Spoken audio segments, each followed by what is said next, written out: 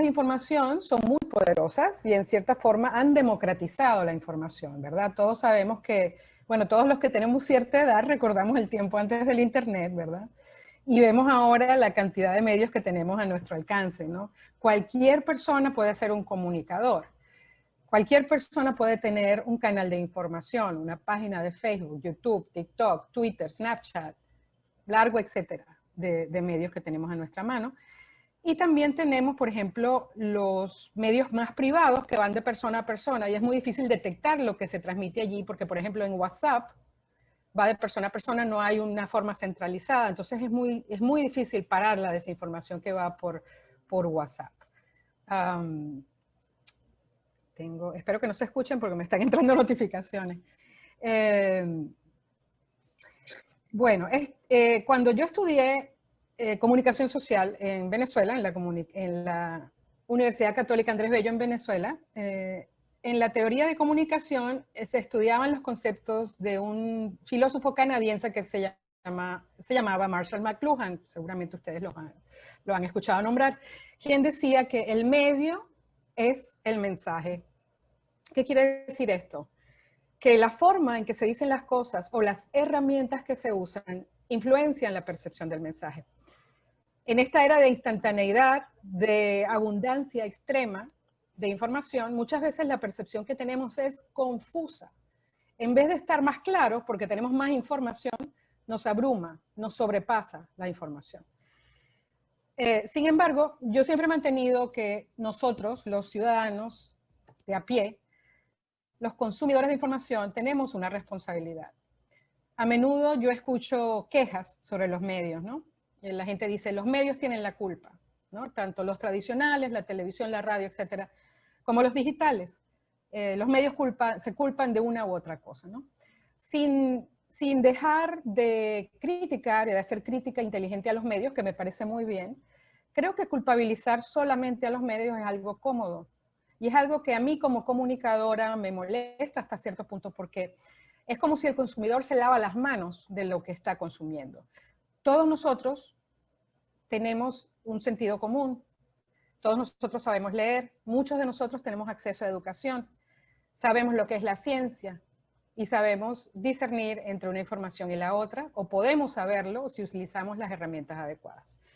Todos debemos ser vigilantes con lo que compartimos. Y quiero pues compartir con ustedes algunos conceptos básicos. Antes de hablar de algunas cosas, algunas formas de desinformación que estamos viendo en este momento, les voy a decir primero los conceptos básicos que debemos aplicar para evitar difundir esta información.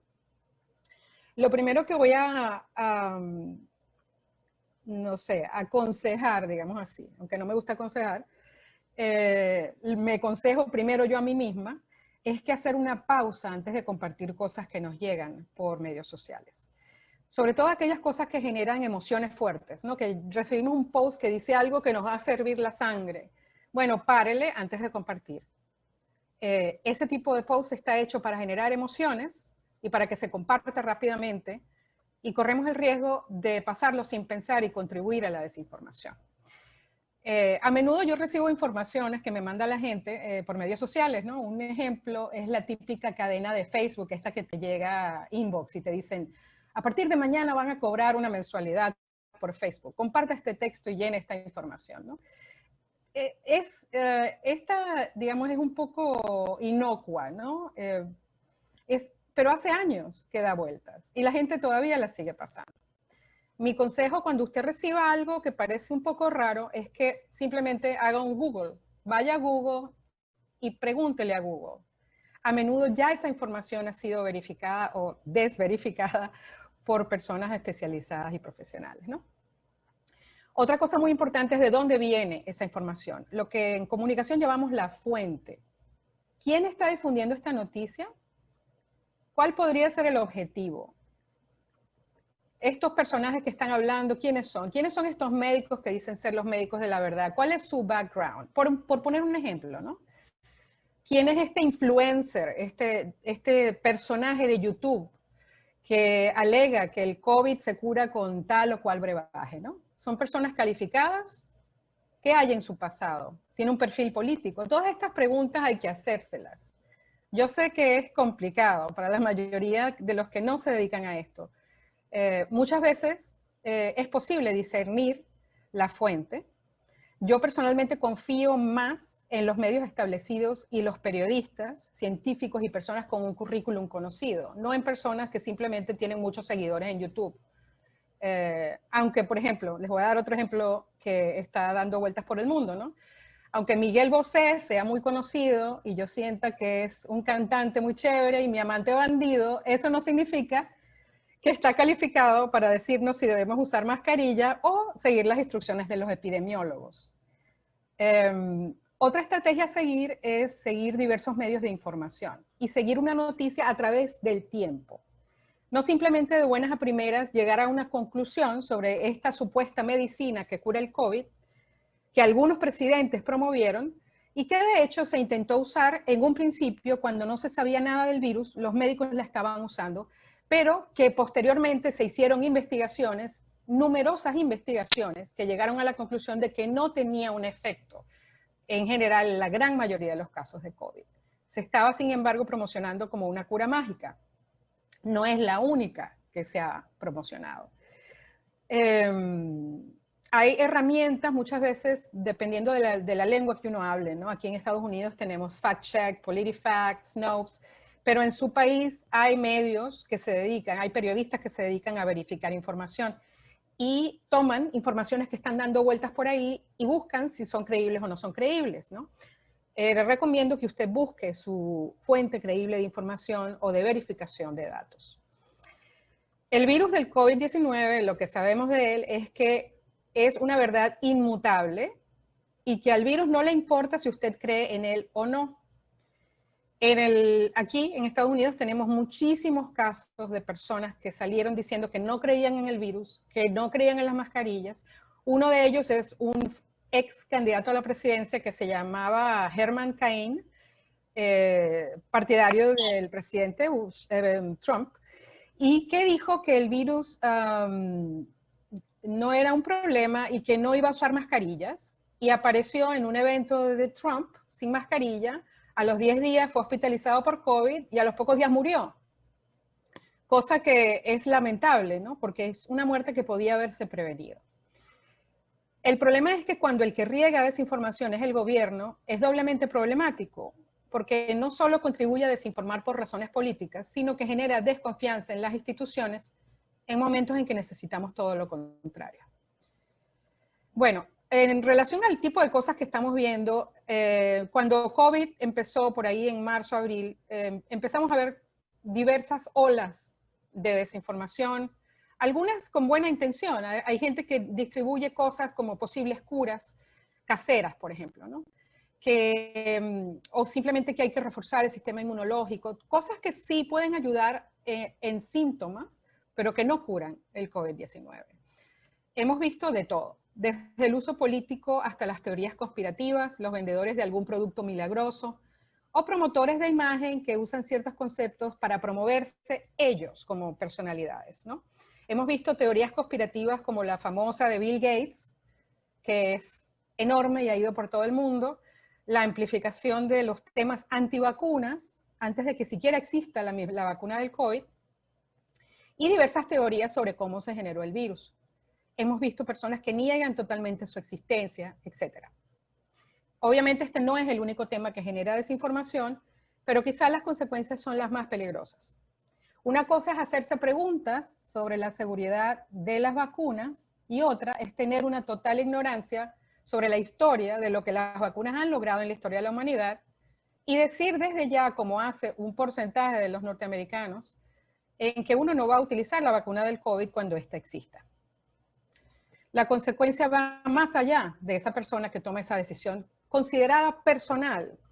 Es como la libertad personal de decidir, pero el problema es que esa libertad personal puede resultar en un daño a la salud pública. Cuando empezó la pandemia yo vi un caso que me pareció muy interesante de varios amigos que preguntaban en sus posts de Facebook si alguien conocía a personas que estuvieran afectadas por el COVID o que hubieran muerto. Era como una forma de decir, yo no conozco a nadie, entonces no debe existir, ¿no? Y un día este amigo puso un post como esto y recibió una avalancha de contestaciones de personas. Mi primo murió, mi tía tiene el COVID, mi hermano está afectado, mi mamá está entre la vida y la muerte. O sea, fue abrumador verlo. El mismo hombre que puso el post tuvo que echarse para atrás y decir, wow, ok, no esperaba esto, ¿no? Ojalá pudiéramos desmentir la desinformación de manera tan fácil, pero todos sabemos que eso no es así. Muchas veces simplemente nos enfocamos en lo que creemos y no miramos fuera de eso. Recordemos que hay personas que todavía piensan que la Tierra es plana, que el hombre nunca fue a la Luna y que el calentamiento global no existe. Más o menos esto es el marco de lo que esperaba presentarles. Me gustaría, no sé si hay tiempo, Andrea, para preguntas. Puedo quedarme un poquito para responder preguntas si lo desean. Sí, y aquí estamos. Gracias, Pilar. Como siempre, un mensaje grandioso, orgullosa de tenerte tan cerca y de que hayas estado disponible y contases con un ratito para compartir con nosotros. A ver, ¿quién tiene preguntas? Levante la mano, que los estoy mirando. Me imagino, a ver, Mario. Mario Sí. Tiene preguntas. Mario, adelante. Mario de Barcelona. Gracias, Pilar, por la información. Gracias, Andrea, y a todos ustedes. Muchas gracias por haber participado en esta reunión. A mí me gustaría preguntarte, Pilar, ¿cuál es tu opinión? Porque de alguna forma, todos de alguna forma tenemos nuestra opinión. Es verdad que existen verdades a medias y no tan verdades. Y que, en definitiva, hace que los influencers, que de alguna forma también nosotros prendemos la televisión y también tenemos ese bombardeo continuo de que el COVID ataca o destruye o esto o lo otro y la sociedad se nos va un poquito de las manos. Entonces la pregunta es, ¿cuál es vuestra opinión con respecto a eso? Porque en definitiva se entiende de que estamos hablando de que Andreas Kalker, como es el caso de este suizo o alemán, que de alguna forma plantea lo de las MMS o CDR o no sé qué otras cosas. Entonces, ¿cuál es la idea en concreto? Porque lo poco que se estaba haciendo, ahora resulta que en este segundo rebrote acá en Europa estaba todo hecho mal. Entonces, ¿cuál es la opinión que de alguna forma debemos estar siguiendo? Es eso. Ok. Las opiniones son cosas, son a veces muy personales, ¿no? Pero hay una cosa que se llama la ciencia, hay cosas que se llaman hechos. No obstante, si uno más o menos sabe un poquito de cómo funciona la ciencia, y la única razón por la que yo lo sé no es porque sea científica, sino porque he entrevistado a muchos científicos, es que cuando surge un virus nuevo, por eso se llamaba el novel coronavirus, era un virus nuevo para el cual no existen defensas en ningún organismo de la Tierra, para el cual no existen tratamientos ni vacunas, del cual no se conoce nada porque es una mutación totalmente diferente a los anteriores coronavirus que habíamos visto. Los mismos científicos están buscando las respuestas. Las respuestas iniciales fueron obviamente imprecisas, precisamente por eso, porque en lo que se va haciendo, donde que se va avanzando en la pandemia, se va averiguando, se van haciendo estudios, se van escribiendo los llamados papers, ¿no? Que los científicos van publicando y que se revisan con otros científicos que revisan, ¿no? Todo el proceso de establecer el papeleo científico sobre algo tiene una forma de hacerse que está ya caracterizada a través de los años y que requiere no solamente que un científico diga algo, sino que otros científicos lo confirmen a través del tiempo. Entonces, para mí lo que ha pasado es que no sabíamos nada, absolutamente nada cuando apareció esta pandemia. Es la más contagiosa que hemos visto en este siglo, bueno, en más de un siglo, quizás hasta quizá una de las más contagiosas de la historia, y se han estado ajustando las cosas, han estado saliendo estudios, han estado proponiéndose tratamientos, se ha estado buscando la vacuna, y obviamente ha habido al principio un poco de desorden. ¿Por qué? Porque nadie sabía nada sobre este virus. Ni siquiera los científicos más evolucionados pueden decirte que conocen este virus nuevo, ¿no? Ahora ya se conoce mucho más, ahora ya hay muchas más certezas. El señor Andreas, que tú mencionas, es uno de los influencers que más ha afectado porque se hace llamar científico. Sin embargo, no trabaja realmente en la base de verificar sus conclusiones con otros científicos, y su llamado tratamiento no ha sido comprobado con el proceso tradicional de los científicos que trabajan en todo el mundo, en instituciones muy serias.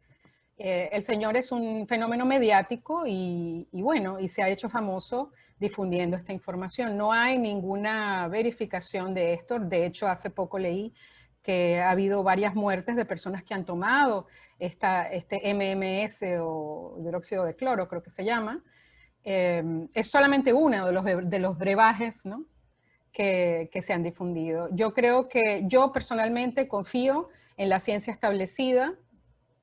Sin embargo, le doy a la ciencia establecida el beneficio de la duda de que cometa errores y de que siga investigando hasta que tenga una visión clara de lo que está pasando. Nosotros que no somos científicos no podemos llegar a estas conclusiones sin tener una mente abierta y saber cómo funciona este tipo de cosas, ¿no? Entonces, yo les invito a que consulten diversos medios de información a través del tiempo, no solamente aquellos que están de acuerdo con nosotros o con lo que uno piensa, sino diversos, y ver cómo evolucionan las cosas, ¿no? Es lo único que te puedo decir. Aquí esto no es una cosa exacta, pero definitivamente nadie al principio sabía lo que estaba pasando. Por lo tanto, se generó muchísima confusión.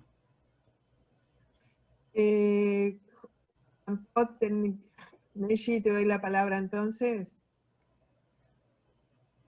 Gracias. Una pregunta, Pilar.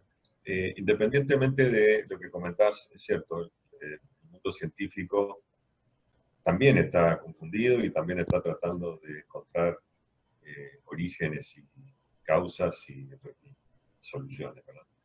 Pero independientemente de eso, y además de que este virus cayó en una época en la que estamos muy conectados y que las redes sociales tienen mucho poder en el sentido de existencia casi permanente en la vida de mucha gente,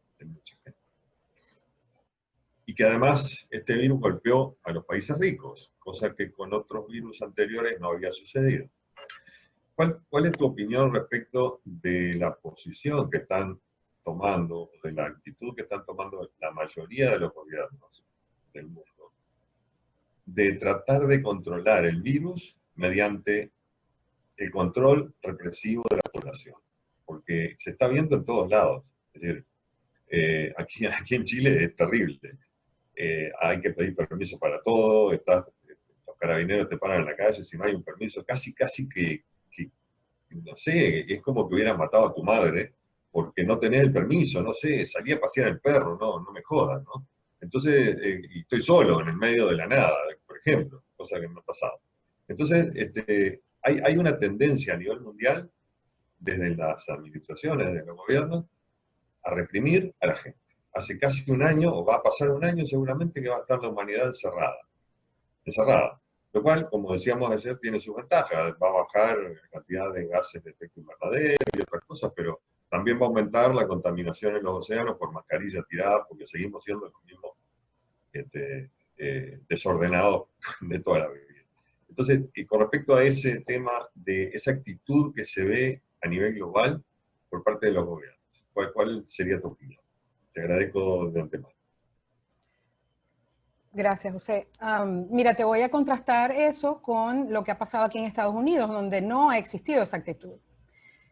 Aquí no solamente el gobierno federal en Washington, sino también los gobiernos como aquí donde yo estoy en California, que son del partido opuesto, no son republicanos, son demócratas, han tenido la actitud de que, bueno, no se puede coartar hasta ese punto. Aquí no se ha penalizado, por ejemplo, en la salida a la calle, no se ha penalizado el no uso de mascarillas, a pesar de que hay una orden de usarlas, no es penalizada, no hay multas, no hay el tipo de cosas que se han visto en algunos países de Europa y de Latinoamérica.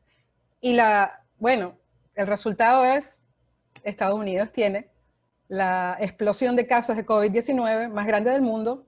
La cantidad tiene 4% de la población mundial y 25% de los casos. Y esto se atribuye directamente simplemente a la infección de una persona a la otra, que es como se pasan los virus. ¿Cómo se pasan los virus de una persona a la otra? Se pasan, en este caso, por medio de las gotas, ¿no? que uno emite, hablando, respirando, tosiendo, estornudando. Y eso es innegable, eso no se puede negar. Entonces, dependiendo del gobierno del país donde estés, tú puedes tener una opinión de que es algo represivo, pero, bueno, ¿cuáles son las opciones que tenemos? Si no restringimos el movimiento de la gente, si no restringimos las reuniones grandes entre personas, ¿cómo controlamos un virus nuevo para el cual no hay cura, para el cual todavía no hay vacuna y que se contagia al parecer a una intensidad, a una rapidez pasmosa, ¿no? Entonces, bueno, podemos tener diferentes opiniones si eso es acertado o es represión. Pienso que represión son otras cosas, ¿no? Represión son gobiernos autoritarios que todos hemos vivido en algún momento de este siglo o del siglo anterior.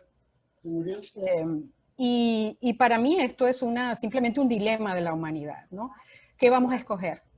¿Vamos a escoger salir cuando nos dé la gana y a todas partes en cualquier momento, o vamos a escoger poner bajo control esta pandemia? En Estados Unidos estamos viendo una situación muy grave y se está poniendo más grave cada día. Así que es una opinión, pero cada quien tiene que decidir. ¿Qué opinas del problema que yo creo que es un problema político? Hace unas semanas China anunció una vacuna, después Rusia, y ahora en Europa, en Estados Unidos, dicen que no, que esto es mentira y que esperen a que nosotros hagamos una vacuna. ¿Qué opinas de ese asunto? De nuevo, no es una opinión, no les voy a dar una opinión, les voy a dar lo que yo sé de los hechos. Cuando hay más de 100 vacunas en proceso, en todas partes del mundo, hasta en Cuba están haciendo una vacuna, ¿no? Las vacunas tienen varias fases, y la tercera fase es la fase de pruebas, donde se tiene que vacunar a miles de personas para ver las reacciones, los efectos secundarios, etc. Rusia, al parecer, estaba muy apurada por sacar una vacuna y decir que tenía la vacuna, y tal parece que, según toda la información que nos ha llegado, anunciaron que existía una vacuna que funcionaba antes de hacer esa tercera fase. Entonces, si tú no sigues el proceso científico y no eres transparente con ese proceso, no se puede decir que tienes la vacuna en las manos todavía. Que se sepa, en este momento ninguna de las 100 y pico vacunas que están en proceso ha culminado todas las fases las fases que tiene la ciencia para hacer llegar a estas conclusiones, ¿no? Eso es lo que te puedo decir. Gracias. Muchas gracias, Pilar. Entonces, invalorable tu aporte. Estoy segura que nos dejaste pensando a todos en un montón de cosas que vemos a diario y no sabemos de repente cómo manejar. Mando un abrazo enorme y mando las preguntas que me den, me den de acá en adelante, ¿ok? Besos y abrazos. Ok.